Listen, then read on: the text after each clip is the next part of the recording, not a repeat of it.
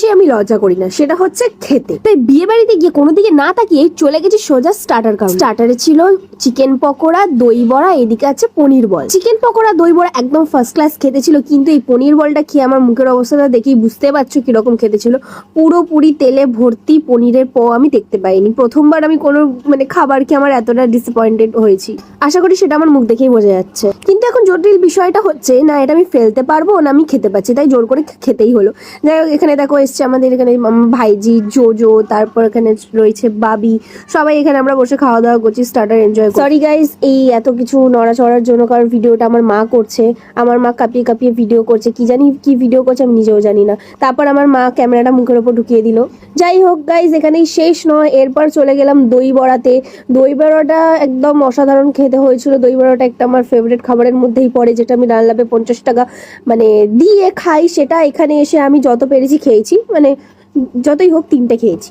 আজকে যে কি ভাগ্য নিয়ে আমি বিয়ে বাড়িতে গেছিলাম কে জানে, আমার দই বড়াতেই কম চাটনি দিয়েছে। যাই হোক, ওই দই বড়াটা বৌদির হাতে ধরিয়ে দিয়ে আমি নতুন করে আবার চাটনি বেশি দিয়ে দই বড়া এনে খেলাম কপ কপ। প্রত্যেকটা খাবারে সবকিছু পরিমাণ মতো না হলে ভাল লাগে না, আর কি বল। আরে দাঁড়াও, আমার ফুল লুকটা দেখে যাও। দেখো আমি ঠঙ্গি পেয়েছি, কি সুন্দর সাজেছি। তারপর চলে গেলাম খেতে। 10টা বেজে গেছিল, 10:30 বেজে গেছিল।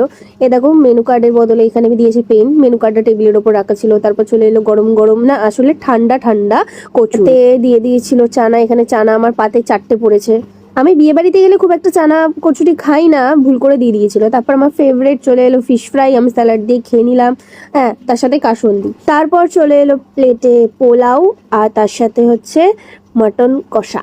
বিয়ে বাড়িতে পৌঁছানোর আগে ঠিক আমি এই কম্বোটার কথাই ভাবছিলাম, যদি বিয়ে বাড়িতে এটা থাকে তো খুবই ভালো হয়। আর খুব ভাগ্যবশত এই কম্বোটাই পেয়েছি। কিন্তু মাটনটা তোমরা দেখতেই পাচ্ছ প্রচন্ড হার্ড ছিল, মাটনের পিসগুলো খুব একটা ভালো ছিল না।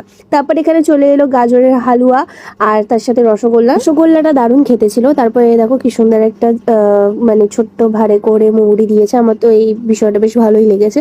তো আজকের ব্লগটা এতটাই, দেখা হচ্ছে তোমাদের সাথে নেক্সট ভিডিওতে। টাটা।